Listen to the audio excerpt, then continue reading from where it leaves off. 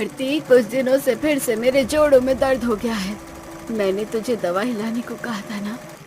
माँ, मैं तो परेशान हो गई हूँ तुमसे और इस गरीबी से। भैया मुझे सिर्फ किराया देते हैं, उसमें भी तुम मुझसे दवाई मंगाती हो। दादा के टाइम पर सब कुछ कितना अच्छा था। दादा फैशन डिजाइनर थे, हमारी खुद का शोरूम था, पर पापा से दादा का बिजनेस नहीं चला और हम गरीब हो गए। ये गरीबी देखकर अब तो बस मैं यही सोचती हूँ कि जल्दी से मैं भी डिजाइनर बनूं और आप लोगों से दूर हो जाऊं। आरती अपनी गरीबी से इतनी परेशान थी कि वो अपनी माँ को भला बुरा सुनाकर कमरे में चली जाती है। पर तभी वहाँ सुमित आता है और अपनी बहन की ऐसी बात सुनकर अपनी माँ से कहता है, माँ, आप आरती की बातों को दिल पर मत लेना। आप तो जानती हैं मैं उसे कितने कम पैसे देता हूँ। वो बेचारी बाहर जाती है, हमारी वजह से उसे शर्मिंदा होना पड़ता होगा। आप फिक्र मत करो, मैं आपकी दवाई ला देता हूँ। अब सुमित दवाई के लिए बाहर जाता है और इसी तरह 2 साल बीत जाते हैं और सुमित कोमल नाम की लड़की से शादी कर लेता है और उनका 6 महीने का एक बेटा भी होता है। तो वहीं आरती भी एक अच्छी डिजाइनर बन जाती और एक दिन, भैया, आप लोगों से मुझे कोई उम्मीद नहीं है। मैंने अपने लिए खुद लड़का पसंद कर लिया है और यहाँ उनके बहुत सारे शोरूम हैं। आरती, तेरे भाई ने तुझे फैशन डिजाइनर बनाया, तेरी सारी इच्छाएं पूरी करी हैं, तो वो तेरी शादी तेरी पसंद के लड़के से क्यों नहीं करवाएंगे? तू कल ही लड़के की फैमिली को बुला घर। अब तो बहुत जल्द हमारे घर में भी शनाइयाँ गूंजेगी। बहुत जल्द शोभा विवेक से मिलती है। विवेक एक अच्छे घर परिवार से था, इसलिए शोभा और सुमित मिलकर आरती की शादी विवेक से करवा देते हैं। शादी के बाद आरती अपने मायके वालों से मिलने भी नहीं आती और कभी शोभा उसे फोन करती तो वो अपनी माँ को खरी खोटी सुनाकर फोन रख देती है। ऐसे ही एक दिन, माँ, मुझे बार बार फोन मत किया करो। मेरा अब खुद का कारोबार है। मैं एक फैशन डिजाइनर हूँ। बड़े बड़े क्लाइंट्स आते हैं मेरे पास और तुम किसी भी वक्त फोन कर देती हो। मैं तुम्हारी तरह गरीब नहीं और ना ही भाभी की तरह दर्जी हूँ कि 10 लोग आएंगे और उन्हीं के सामने काम भी करो और बातें भी करो। मुझे सब कुछ प्रोफेशनली तरीके से करना पड़ता है। आरती अपनी माँ को भला बुरा सुनाकर फोन रख देती है और शोभा रोने लगती है। क्या हुआ माँ जी, आप इतना परेशान क्यों हो रही हैं? आपकी तबीयत खराब है क्या? बहू, तू भी सिलाई करना जानती है। पूरे दिन में गली मोहल्ले की 10 औरतें आकर तुझसे कपड़े सिलवाती है, पर इस बीच में अगर मैं तुझे कोई काम कह देती हूँ तो तू मना नहीं करती। तू नहीं जानती, पर हम पहले बहुत अमीर थे, हमारा कारोबार अच्छा चल रहा था, पर एक दिन हमारा कारोबार ऐसा डूबा कि तेरे पिताजी ये सदमा बर्दाश्त नहीं कर सके और इस दुनिया से चल बसे। उनका सपना था कि वो अपने बेटों बच्चों को फैशन डिजाइनर बनाए, पर तेरे ससुर के जाने के बाद घर की जिम्मेदारी सुमित पर आ गई और उसने अपनी पढ़ाई छोड़कर आरती को फैशन डिजाइनर बनाया। आज वही आरती हम गरीब से बात भी नहीं करना चाहती। माँ जी, मुझ में और ननद जी में फर्क है। उनका खुद का कारोबार है, क्या पता सच में उनके पास टाइम ना होता हो। कोमल अपनी सास को समझाती है और इसी तरह समय गुजरता है और एक दिन कोमल सिलाई कर रही होती है और मोहल्ले की कुछ औरतें सिलाई करवाने के लिए उसके पास खड़ी होती हैं। पूरे दिन घर में मशीन चलने की वजह से शोभा की तबीयत और ज्यादा खराब होने लगती है और उस दिन, बहू, मोहल्ले की सारी औरतें तुझसे ही कपड़े सिलवाती हैं। मैं तो कहती हूँ तू पास में ही कोई दुकान ले ले। दिन भर घर में मशीन चलता है तो मेरा सर दर्द हो करता है। बहू, सही कह रही है तुम्हारी सास। हर टाइम घर में मशीन चलने की आवाज से तुम्हें तकलीफ होती होगी और अब तो तुम अच्छा कमाती हो। अगर बाहर अपना खुद का दुकान खोल लोगी तो तुम्हारा कारोबार अच्छा चलेगा। कोमल सबके सामने बोलने पर कुछ ही दिनों में पास में ही एक छोटे से कमरे का दुकान खरीद लेती है और उसमें अपनी सिलाई मशीन रख देती है। साथ ही उसने अब तक जो भी कपड़े बनाए थे वो सारे हैंगर पर टांग देती है। अब वहाँ से गुजरने वाले सभी लोग उसकी दुकान पर आते हैं। क्या आपने ये 1 पीस फ्रॉक ड्रेस खुद बनाई है? ये मेरे कस्टमर की ड्रेस है, उन्होंने कहा था इसलिए उनके अकॉर्डिंग बना दी। आपको जैसी ड्रेस चाहिए आप मुझे बता दीजिए, मैं बना दूंगी। अच्छा, अगर मुझे ऐसी ही ड्रेस चाहिए होगी तो कितने में बनाओगी? ये ड्रेस तो सिर्फ 500 की है, बस कपड़ा आपको खुद देना होगा। क्या तुम इतने कम पैसों में इतनी अच्छी ड्रेस बना देती हो? एक काम करो, मेरे लिए भी सेम ड्रेस बना दो। मैं कल तुम्हें कपड़ा दे दूंगी। रोड पर दुकान होने की वजह से आने जाने वाले लोग अब कोमल से अपनी ड्रेस बनवाने लगते हैं। तो वहीं कुछ ही दिन में आरती अपने पति का शोरूम खोलती है और उसी में अपना कारोबार शुरू करती है। बड़े बड़े क्लाइंट्स उसके पास आते हैं। हमारे स्कूल में छोटा सा फंक्शन है, तो तुम्हें एक जैसी 10 ड्रेस बनानी होगी उस फंक्शन के लिए। सब लड़कियों की फ्रॉक एक जैसी और सभी लड़कों की ड्रेस एक जैसी होनी चाहिए। बिल्कुल, मैं समय से पहले आपके कपड़े डिजाइन कर दूंगी। इनफैक्ट मैंने कुछ डिजाइन भी बनाए हैं। आप मुझे बता दीजिए लड़कियों की ड्रेस आपको कैसी चाहिए। ये है मेरी ड्राइंग फाइल और मैंने डमी पर भी कुछ बच्चों की ड्रेस लगा रखी है, आप पसंद कर लीजिए। इस तरह आरती का भी कारोबार अच्छा चल रहा होता है। ऐसे ही एक दिन आरती की नजर अपनी भाभी पर पड़ती है। छोटी सी दुकान होने के बाद भी उसके पास ज्यादा भीड़ होती है। तो वहीं दूसरे दिन आरती के पास सिर्फ 2 ही ग्राहक होते हैं। ये देख आरती अपनी भाभी से जलने लगती है। मैं क्यों जल रही हूँ अपनी भाभी से? उनका कारोबार मेरे कारोबार जितना बड़ा थोड़ी ना है। वो दर्जी है, पूरे दिन में अगर 10 ग्राहक भी उनके पास आएंगे तो मेरे एक ग्राहक की बराबरी नहीं कर पाएगी। बहू, सामने जो शोरूम है वो तुम्हारी ननद का है। उसने तो बड़ी ही महंगी ड्रेस लगाई हुई है। तुम्हें पता है बड़े बड़े लोग आते हैं उसके पास डिजाइनर कपड़े बनवाने। ये तो बहुत अच्छी बात है आंटी जी कि मेरी ननद का कारोबार इतना अच्छा चल रहा है। भगवान करे मेरी ननद ऐसे ही तरक्की करे। जहाँ कोमल अपनी नंद के कारोबार से खुश थी, तो वहीं बीतते समय के साथ आरती अपनी भाभी का कारोबार देखकर अंदर ही अंदर जल रही होती है। ऐसे ही एक दिन आरती अपनी कस्टमर को अपने शोरूम में बुलाती है और उनका इंतजार कर रही होती है। तभी उसकी नजर अपने कस्टमर पर पड़ती है जो उसके वॉशरूम में ना आकर कोमल की दुकान पर जाते हैं। अनबिलीवेबल, दर्जी इतना अच्छा कपड़ा डिजाइन करना जानती है। अच्छा हुआ जो मैं यहाँ खुद देखने के लिए आ गई। वैसे मुझे तुम्हारी ड्रेस काफी पसंद आई, पर एक बार मैंने जिससे बात करी है मैं उसकी भी ड्रेस देख लूं। उसके बाद मुझे जिसकी ड्रेस ज्यादा पसंद आएगी मैं उसे अपना काम दूंगी। इतना बोलकर वो ग्राहक अब आरती के शोरूम में जाती है, जहाँ उन्हें आरती के डिजाइनर कपड़े कुछ खास पसंद नहीं आते। तुम बहुत बड़ी फैशन डिजाइनर हो, बड़े बड़े लोगों के लिए कपड़े डिजाइन करती हो, पर तुम्हारे शोरूम में मुझे एक भी ड्रेस पसंद नहीं आई। तुम्हारी ड्रेस से अच्छा तो उस दर्जी ने सील रखा है। सर सोच समझ कर बोलो, तुम एक डिजाइनर के कपड़े को एक दर्जी के कपड़े से कंपेयर कर रहे हो। एक दर्जी कभी भी फैशन डिजाइनर नहीं बन सकता। मैंने इसका कोर्स कर रखा है और बड़े बड़े एक्टर के लिए कपड़े डिजाइन कर रखे हैं, और तुम्हें मेरे कपड़े पसंद नहीं आ रहे तो एक काम करो, तुम उस दर्जी से ही ले लो। तुम जैसों के लिए मेरे पास ड्रेस है भी नहीं। कितना घमंड है तुम में, ऐसे तो कोई भी तुम्हारे डिजाइनर कपड़े लेना नहीं चाहेगा। ग्राहक आरती को सुनाकर वहां से चला जाता है और इसी तरह कुछ दिन बीत जाते हैं। आरती नोटिस करती है कि अब उसकी ग्राहक उसकी भाभी की दुकान पर जाते हैं और उसके बाद उसके शोरूम में आकर उसे वैसे ही कपड़े डिजाइन करवाते हैं जैसा उसकी भाभी ने अपनी दुकान में लगा रखा होता है। इन चीज से अब आरती अपनी भाभी से और ज्यादा नफरत करने लगती है। ये मेरा कारोबार बंद कराना चाहती है, पर मैं इसका ही कारोबार बंद कर दूंगी। जलन में आकर आरती अपनी भाभी पर नजर रखती है और दोपहर को जब कोमल अपने घर जाती है तो वो अपनी भाभी की दुकान में खिड़की के जरिए अंदर जाकर सभी कपड़ों को काट देती है, उसकी मशीन तोड़ देती है, यहाँ तक कि कपड़ों पर पेंट गिरा देती है। कुछ देर बाद जब कोमल शोभा के साथ अपनी दुकान में आती है तो अपना इतना नुकसान देखकर वो रोने लगती है और लोगों की भीड़ वहां जमा हो जाती है। बहू, ये सब तुम्हारी उस ननद ने किया है। जब मैं यहाँ से जा रही थी तो मैंने देखा कि तुम्हारी ननद को तुम्हारी दुकान से निकलते हुए वो खिड़की से निकल रही थी। हो ना हो ये उसी का काम है। शोभा, चल कोमल आरती के शोरूम में, आज उसे सच बताना जरूरी है, उसने ये नहीं किया। कोमल का इतना नुकसान देख शोभा सुमित को बुलाती है और सब आरती के शोरूम में जाते हैं और आरती को सारा सच बताकर उसकी गलती का एहसास कराते हैं। मैं नहीं जानता था कि तुम इतनी बुरी हो आरती।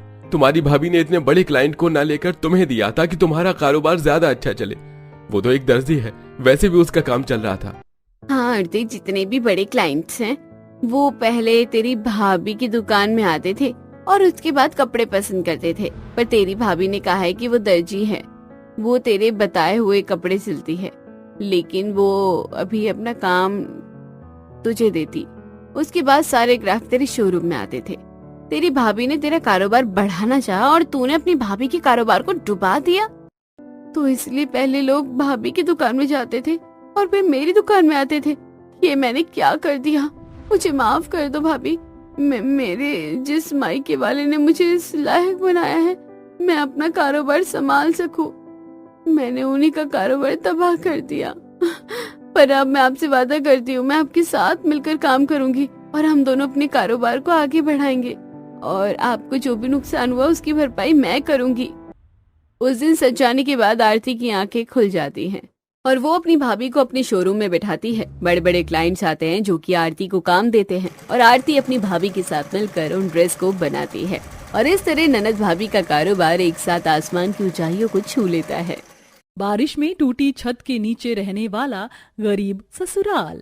रोहन भाई, ये लोग राहुल के घर की छत को क्या कर रहे हैं? पता नहीं, शायद उनकी छत कहीं से टूट गई होगी।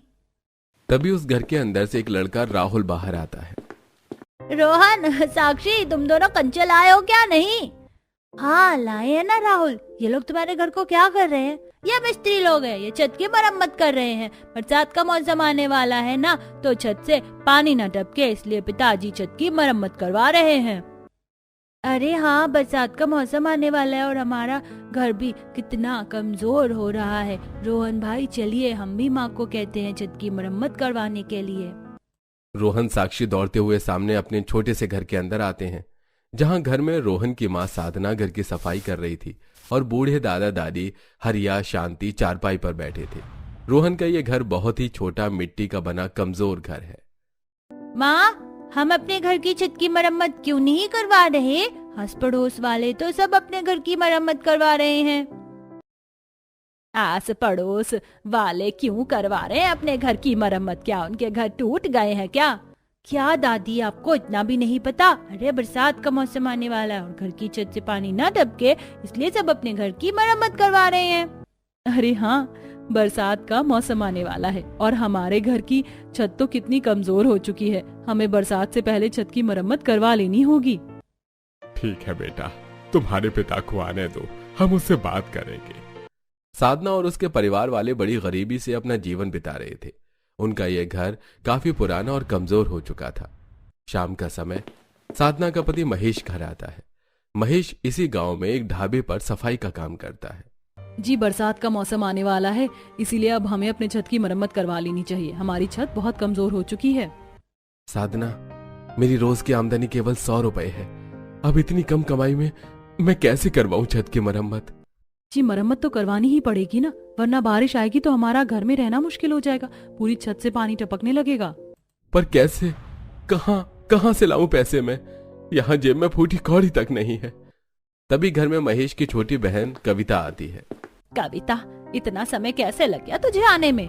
माँ, वो पायल मुझे आने ही नहीं दे रही थी। उसके घर में सब मिस्त्री आए हुए थे। बरसात का मौसम आने वाला है ना, तो वो अपने घर की मरम्मत करवा रहे थे। थोड़े समय बाद सब घर में चटाई पर बैठकर खाना खा रहे थे। एक काम करते हैं, हम एक बड़ा सा प्लास्टिक कपड़ा लेकर आते हैं और उसे घर की छत पर बिछा देते हैं, जिसकी वजह से छत को पानी ही नहीं लगेगा। हाँ, ये ठीक रहेगा। मैं कुछ दिनों तक पैसों की व्यवस्था करता हूँ और एक बड़ा सा प्लास्टिक पेपर लेकर आता हूँ। बरसात का मौसम करीब था, इसलिए सब लोग अपने घर की मरम्मत करवा रहे थे। 2 दिन बाद काश कि हमारे घर भी एक गैस चूल्हा होता तो आज मुझे इस मिट्टी के चूल्हे पर खाना नहीं बनाना पड़ता। भगवान जी, मेरे पति को किसी अच्छी जगह काम दिला दीजिए जहाँ उनकी अच्छी कमाई हो सके। कुछ दिन बाद रात में सब घर में गहरी नींद में सोए हुए थे। तभी अचानक बाहर का मौसम बदल जाता है और तेज कड़कड़ाती बिजलियों के साथ तूफानी बारिश शुरू हो जाती है। बारिश शुरू हो गई है। ये भगवान, कहीं घर की छत से पानी न टपकने लग जाए। साधना घर की छत को देखकर परेशान होने लगती है। अब बारिश इतनी भयानक और तेज होती है कि बाहर आंगन में रखा मिट्टी का चूल्हा, मिट्टी के बर्तन और मटके सब पानी से टूटकर बिखर जाते हैं। अगले दिन साधना और सब चूल्हा और मटकी की हालत देखते हैं। पहले ही बारिश में हमारा इतना नुकसान हो गया है। लगता है अब हमें प्लास्टिक की पन्नी लाना ही होगा। अगर घर की छत से पानी टपकने लगेगा तो पूरे घर में पानी ही पानी भर जाएगा। महेश अपने काम पर चला जाता है और कविता और साधना आंगन में मिट्टी का चूल्हा बनाने लगती हैं। कविता, हम चूल्हे को अब घर के अंदर रखेंगे। क्योंकि बाहर बारिश के पानी से खराब हो जाएगा। रात का समय साधना घर में मिट्टी के चूल्हे पर खाना बना रही थी और सब सामने बैठे थे। तभी अचानक तेज तूफानी बारिश शुरू हो जाती है। और शुरू हो गई बारिश। थोड़े समय बाद घर की दीवार और छत पर पानी की सरदावे दिखाई देने लगते हैं। लगता है छत और दीवारों में पानी रच गया है। तभी छत के उस हिस्से से पानी टपकना शुरू हो जाता है जहां साधना मिट्टी के चूल्हे पर खाना बना रही थी। अब पानी ज्यादा टपकने लगता है कि चूल्हे में लगी आग पानी से बुझ जाती है। ये लो, शुरू हो गया छत से पानी टपकना। साधना चूल्हे को थोड़ा साइड में करके फिर से आग जलाती है तो वहां भी पानी टपकने लगता है और पानी से पूरी लकड़ियां गीली हो जाती हैं। ये सारी लकड़ियां तो गीली हो गई हैं। तभी देखते ही देखते छत के हर हिस्से से बूंद बूंद पानी टपकना शुरू हो जाता है। बस वहां पानी नहीं टपक रहा था जहां हरिया शांति चारपाई पर बैठे थे। बोला था मैंने आपको महेश जी कि एक प्लास्टिक पन्नी ले आइए। देखिए अब पूरी छत से पानी टपक रहा है। जहां जहां पानी टपक रहा है हम वहां बर्तन रख देते हैं। अब छत से पानी गिरने की वजह से साधना खाना नहीं बना पा रही थी। रात के 10 बजे घर की पूरी फर्श पानी से भीग चुका था और साधना कविता लगातार फर्श को कपड़े से साफ किए जा रहे थे। कब तक साफ करते रहेंगे हम फर्श? ना बारिश बंद हो रही है ना छत से पानी टपकना। बहू यहाँ पानी नहीं टपक रहा है, तुम सब यहाँ आकर सो जाओ, कल देखते हैं क्या करना है। माँ भूख लगी है। बेटा पानी के कारण मैं खाना नहीं बना पाई, आज रात भूखे ही सोना पड़ेगा।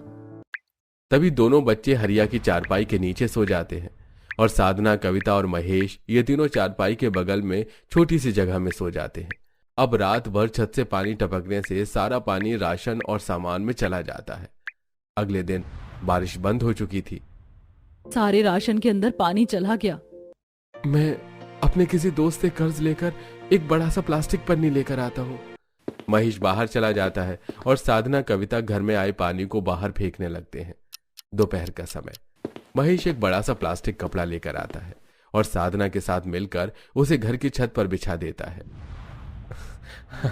अब हमारी छत से पानी नहीं टपकेगा। कुछ दिन बाद अचानक तेज हवा चलने लगती है और हवा के कारण छत पर बिछा वो प्लास्टिक पन्नी उड़कर चला जाता है। रात का समय था, तभी बारिश शुरू हो जाती है। अब रात भर बारिश होने से सवेरे फिर से छत से पानी टपकना शुरू हो जाता है। अरे अब तो यहाँ से भी पानी टपक रहा है। मैं अपना प्लास्टिक पन्नी लेकर आता हूँ, पता नहीं कहाँ उड़कर चला गया वो। महेश घर के पीछे से अपना पन्नी उठाकर ले आता है और तेज बारिश के कारण घर की अब खिड़की टूट जाती है और खिड़की से पानी घर के अंदर आने लगता है। महेश जी उस कपड़े को खिड़की के पास लगा दीजिए। महेश जैसे तैसे उस कपड़े को कील से खिड़की के पास दीवार पर लगा देता है, जिसके बाद खिड़की से पानी आना बंद हो जाता है। बेटा यहाँ छत से कितना पानी टपक रहा है, इसका भी कुछ कर, यहाँ बैठा भी नहीं जा रहा। तभी अचानक छत का एक छोटा सा हिस्सा पानी के कारण टूटकर रसोई के बर्तन और राशन पर गिर जाता है। अरे बाप रे! अरे ये छत कैसे टूट गई? चलो सब मिलकर बाहर निकालो इसे। सब घर के बाहर आंगन में उस प्लास्टिक पन्नी के अंदर बैठे कांप रहे थे। ये क्या हो रहा है जी हमारे साथ? कुछ देर बाद बारिश बंद हो जाती है। तभी सब घर के अंदर आते हैं तो घर में चारों ओर पानी भर चुका था और सारा सामान पानी में तैर रहा था। पूरा सामान पानी में बह रहा है। तभी साधना और सब घर का पानी बाहर फेंकने जाते हैं। करीब 3 घंटे बाद सबने पूरे घर की अच्छे से सफाई कर दी। महेश जी अब इस छेद का क्या करें? अगर फिर से बारिश हुई तो फिर से घर में पानी आ जाएगा। हम ये प्लास्टिक उस टूटे हिस्से पर लगा देते हैं। महेश प्लास्टिक को छत के उस टूटे हिस्से पर लगा देता है। कुछ दिन बाद रात में हमारा बहुत नुकसान हो गया जी, घर में राशन भी नहीं है। बारिश के कारण मैं ढाबे पर भी नहीं जा पाया। तभी बाहर फिर से बारिश शुरू हो जाती है। अब उस टूटे हिस्से से प्लास्टिक के अंदर से पानी घर के अंदर आ रहा था। पानी के दबाव से भी वो प्लास्टिक पन्नी फट जाती है और घर में पानी आने लगता है। अरे ये पन्नी कैसे फट गया? तभी महेश एक पतरे का टुकड़ा लेता है और उसे छत के टूटे हिस्से पर लगाकर उसे पकड़कर खड़ा हो जाता है, जिसके बाद घर के अंदर पानी नहीं आता। अरे बेटा तू कब तक इसे लेकर खड़ा रहेगा? थोड़े समय बाद बारिश बंद हो जाती है। तभी घर की छत का दूसरा हिस्सा भी टूटकर नीचे गिर जाता है। अरे अरे बाप रे, ये छत तो गिर रही है। साधना, सबको लेकर बाहर निकलो, कहीं ये छत नीचे ना गिर जाए। तभी सब घर के बाहर आंगन में आकर खड़े हो जाते हैं और महेश घर के अंदर से बाहर सामान लाता जाता है। तभी अचानक घर की पूरी छत टूटकर नीचे गिर जाती है और एक दीवार भी महेश के पैरों पर गिर जाती है। महेश जी जैसे तैसे सब महेश को सरकारी हॉस्पिटल लेकर जाते हैं। अगले दिन महेश के दोनों पैर फ्रैक्चर हो चुके थे। अरे हमारा घर तो टूट गया, अब हम कहाँ जाएंगे? बापूजी, हम मेरे मायके चलते हैं, जब तक हमें कोई दूसरा घर नहीं मिल जाता हम वहीं रहेंगे। साधना सबको पास के गांव में अपने मायके लेकर आती है, जहां साधना के माता पिता मीनाक्षी और बलराम थे। बलराम और मीनाक्षी का घर भी बहुत छोटा था। तभी साधना उन्हें सारी बात बताती है। अरे ये तो बहुत बुरा हुआ बिटिया तुम्हारे साथ। 2 दिन बाद सब वहीं रहते। साधना, हमने घरकुल योजना में अपना नाम लिखवाए थे और सरकार दोबारा हमें एक पक्का मकान दिया गया है। बिटिया, वो मकान मैं तुम्हें दे रहा हूँ, तुम सब उसी में जाकर रहो। वो मकान तुम्हें मेरी ओर से तोहफा है। ये सुनकर साधना और सब बलराम का बहुत धन्यवाद करते हैं। उसके बाद सब उस पक्के नए मकान में रहने आ जाते हैं, जिसके बाद साधना कविता घर में सिलाई का काम करती है। और कुछ दिन बाद महेश जब ठीक हो जाता है तो वो एक कारखाने में काम करके खुशी खुशी अपने परिवार के साथ अपना आगे का जीवन बिताने लगता है। और इस बारिश में अब अपनी रसोई में हंसी खुशी खाना बनाते हैं और रहते हैं।